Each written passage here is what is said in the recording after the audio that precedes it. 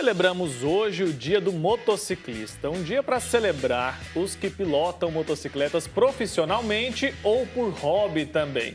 E a gente vai aproveitar essa data para falar sobre a segurança no trânsito. A gente sabe que os motociclistas estão aí entre os grupos que mais sofrem, com os acidentes. Então a gente convidou aqui para falar sobre os direitos e deveres dos motociclistas no trânsito com a professora do curso de Engenharia de Transportes da Faculdade de Ciências e Tecnologia da Universidade Federal de Goiás, Cíntia Campos. Cíntia, seja muito bem-vinda ao nosso programa aqui em casa. Obrigado pelo seu tempo.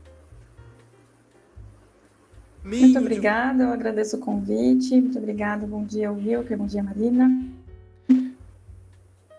É isso, eu queria começar falando justamente sobre essa questão dos motociclistas, O trânsito realmente é mais perigoso para eles? Sim, com certeza, A motocicleta é um veículo que tem características diferentes, por exemplo, quando comparamos com o carro ou até mesmo quando nós comparamos com o deslocamento realizado pelos pedestres e pelos ciclistas. Por quê? Porque a motocicleta ela acaba sendo um veículo de pequeno porte, mas que desempenha uma velocidade elevada, E que não possui ali características físicas que empregam uma segurança para aquele usuário, Então, para o motociclista ali que está conduzindo essa motocicleta. Então, se nós comparamos, aos carros, caminhões, ônibus, nós temos toda uma estrutura metálica, Que fazem esse papel de proteção do nosso corpo, enquanto nas motocicletas não. E comparado aos pedestres e aos ciclistas, esses fazem seu deslocamento a uma velocidade baixa, Então tem aí um risco menor associado e também por conta dessa velocidade mais baixa, a severidade das possíveis colisões também são menores. Lembrando, só ressaltando, que no caso de motociclistas, ciclistas e pedestres, é o próprio corpo ali que está exposto àquela colisão, Então, as lesões tendem a ser muito maiores, muito mais severas, aí independente da velocidade também, fazendo essa comparação com os outros veículos. Tá certo, Cíntia. Bom dia para você. Queria que você falasse um pouquinho também, até dentro desse contexto, Você deixou claro aí, a gente sabe, que o motociclista ele tá mais aí suscetível a machucados, Enfim, os acidentes são mais graves. Eles têm que ter então um preparo diferenciado aí para o trânsito. Eles têm que ter mais cuidado do que os motoristas, por exemplo?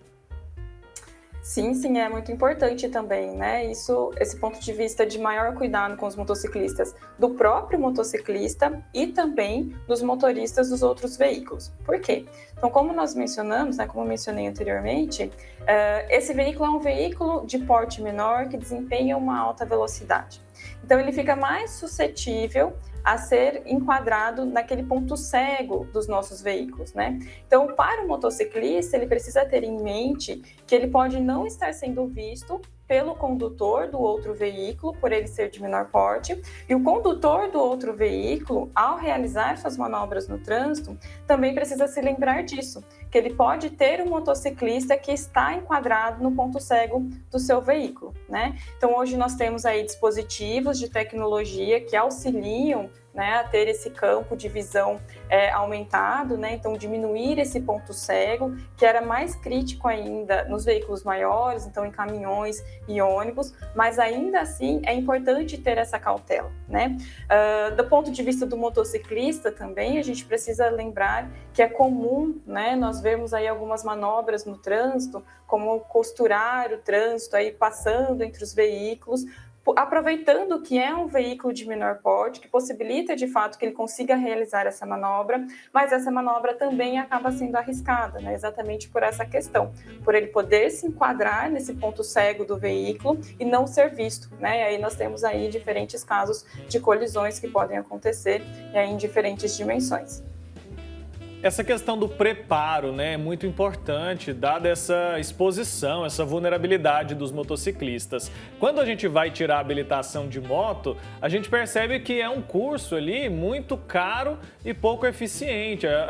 O preparo é muito frágil, na minha opinião. Eu queria que você falasse um pouco pra gente. É isso mesmo? Dá para melhorar? Por que não melhora? Com certeza, Nós vemos aí uma lacuna dentro dos cursos de formação de condutores, né? Como você falou, quando nós estamos nos submetendo aí a esse processo de habilitação, né, para adquirir as habilidades, muitas vezes esse processo acaba sendo insuficiente, né, para que a gente consiga de fato compreender como é essa dinâmica, né, de fato a física associada a esse deslocamento, né. É importante então para aqueles condutores, né, que vão desempenhar essa atividade profissionalmente, ou até mesmo os condutores que estão iniciando esse processo de habilitação, buscar sempre informações que possibilitem a ele ter um pouco mais de consciência quanto a características de direção defensiva, por exemplo, né? Então, compreender até mesmo a relação de força que é empregada para as diferentes marchas, que isso muitas vezes não fica claro também nesse curso de formação de condutores, por ter essa limitação, né? Ser um circuito fechado, e aí em que nós, né, nesse processo, acabamos não experienciando, né, não tendo a experiência dessa troca com as diversas marchas para entender a relação entre a força atribuída à marcha e a velocidade que se alcança, né? Infelizmente, temos essa lacuna atual, e aí, a título de segurança pessoal, né, hoje nós recomendamos que os condutores busquem mais informações para não se arriscarem diretamente no trânsito. Essa é uma característica, né, que em termos de política pública, em termos de governança, nós ainda precisamos melhorar, né? Então, ainda é preciso ter alterações na legislação, né, e na política pública, como eu mencionei, a título de possibilitar práticas mais efetivas nesse processo, né, para que eles, então, consigam sair desse processo com condições mínimas para um desempenho seguro no trânsito, né? Certo, Cíntia. Agora, entrou em vigor em abril desse ano a Lei 14.071, né, /20, que altera aí pontos importantes do nosso Código de Trânsito. Essas mudanças, elas foram importantes para promover um trânsito mais seguro, com menos acidentes? Teve muita diferença? Muito bem, Marina. Como você mencionou, nós tivemos muitas mudanças, né? De fato, nós podemos elencar algumas mudanças com perspectivas positivas e outras nem tanto, né? Então, quando nós começamos a pensar em perspectivas positivas, né, aquilo que pode ser positivo para nós, especificamente a respeito do transportes com motocicletas, nós podemos elencar o fato de ter aumentado, né, a idade mínima para o transporte de crianças também nas motocicletas. Mas é importante ressaltar que, apesar de ter mudado, né, da idade mínima de 7 anos para 10 anos, nós precisamos fazer o uso do bom senso também ao realizar esse tipo de transporte, né? Primeiro, entender se aquela criança tem de fato condições para estar sendo transportada naquele veículo, independente da faixa etária em que ela está, né? Então, ela pode ter 10, 11 anos, mas talvez ela ainda não consiga ter uma noção de equilíbrio suficiente para andar naquele veículo. Ou não há o equipamento adequado, né? Então, não há o capacete no tamanho adequado para aquela criança. Então, são características que o motociclista precisa se atentar também ao realizar esse transporte das crianças. Então, aumentar essa faixa etária é positivo sim, né? Também pela questão de que a criança, quanto menor, mais frágil ela está. Então, em termos biológicos, né, nós ainda estamos com o corpo em formação quando crianças. Então, no caso de acidentes que possam ocorrer, essas crianças, elas tendem a ter uma maior severidade no seu corpo devido à própria fragilidade do corpo, né, sua estrutura óssea, daquele momento. Então, quando nós aumentamos para a faixa etária de 10 anos, nós já conseguimos uma proteção a mais nesse sentido. Mas é sempre bom, né, ter esse bom senso de fato e avaliar todo o contexto com relação aos equipamentos de segurança necessários e a habilidade daquela criança para conseguir ali estar, né, se deslocando por aquele veículo. Por outro lado, nós temos outras mudanças, né, que acabam aí sendo mudanças mais polêmicas comparativamente a outros países, né, onde nós temos aí índices de segurança mais elevados ou então índices de mortalidade menores no trânsito, né, nós realmente nadamos na contramão, podemos assim dizer, quando falamos especificamente com relação ao aumento da pontuação, por exemplo, permitida quanto às infrações de trânsito. Tá certo. Além de costurar o trânsito, como você mencionou agora há pouco, quais são as principais infrações cometidas pelos motociclistas?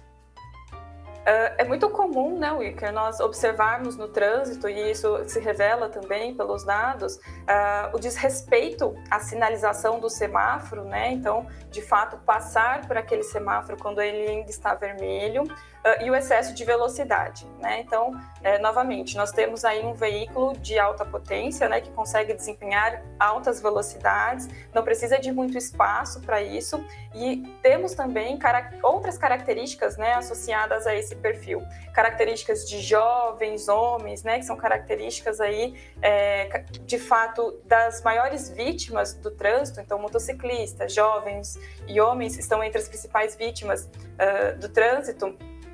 São características também que acabam aí contribuindo para esse comportamento mais agressivo no trânsito, né? Os jovens, então, têm um pouco mais do que nós chamamos de busca de sensações, né? Gostam de ter esse sentimento, de estar se arriscando um pouco mais e acabam extravasando isso no trânsito também. E aí são características importantes de serem consideradas, né, no momento da avaliação do cenário e para o emprego de políticas públicas, e que acabam, então, explicando também esse comportamento mais agressivo no trânsito, esse desrespeito às legislações. Certo. Cíntia, você falou um pouquinho sobre a pontuação aí, que também teve uma alteração, né? Em relação a essas punições aí, para quem desrespeita as normas, tem mais alguma diferença em relação à multa? A gente sabe que quando falta consciência, parece que a pessoa só muda quando dói no bolso ali, né? Quando ela recebe uma punição. Esse é o caminho mesmo? Tem essas alterações aí? Estão acontecendo? Você acredita que por conta disso? De fato, houve a mudança, né? Em termos de pontuação, então nós continuamos tendo pontuações desde leve até a gravíssima, né? Então, o condutor pode perder desde 3 pontos até 7 pontos da sua carteira, mas a alteração mais recente que nós tivemos, e aí também é fruto, né, dessa questão polêmica que tem sido discutida, é a mudança do nível máximo, né, de pontos que podemos ter, então, dentro do período de 1 ano. Então, anteriormente, nós tínhamos o direito, né, de perder 20 pontos, até 20 pontos no período de 1 ano, sem que houvesse a suspensão aí da nossa carteira de habilitação. Com a nova legislação, houve uma alteração nesse sentido, em termos de pontuação. Então, atualmente, né, ao condutor, ele tem o direito de ter até 40 pontos, né? Sendo que esses pontos eles podem ser reduzidos se houver ali o registro de um número maior de infrações gravíssimas. Então, se aquele condutor tiver 2 infrações gravíssimas, ele vai ter, então, esse nível reduzido para 20 pontos, e se ele tiver uma infração gravíssima, ele tem esse valor reduzido para 30 pontos. Esse ponto, essa mudança, né, essa alteração, aumentando o direito do condutor em ter mais pontos, né, então em cometer mais infrações no trânsito, é um ponto polêmico. Por quê? Porque as infrações, elas são uma forma de lembrar o condutor que em algum momento ele errou, né? Que o que ele fez ali está em desacordo com aquilo que ele deveria estar fazendo. Lembrando que a legislação de trânsito, né, então, dentro de todas as normas que ordenam que regulam, né, o ordenamento do trânsito, né, o nosso deslocamento e as sinalizações, elas buscam ali, de fato, orientar os motoristas para que evite o conflito aí durante esses deslocamentos, então para que nós não tenhamos o acidente.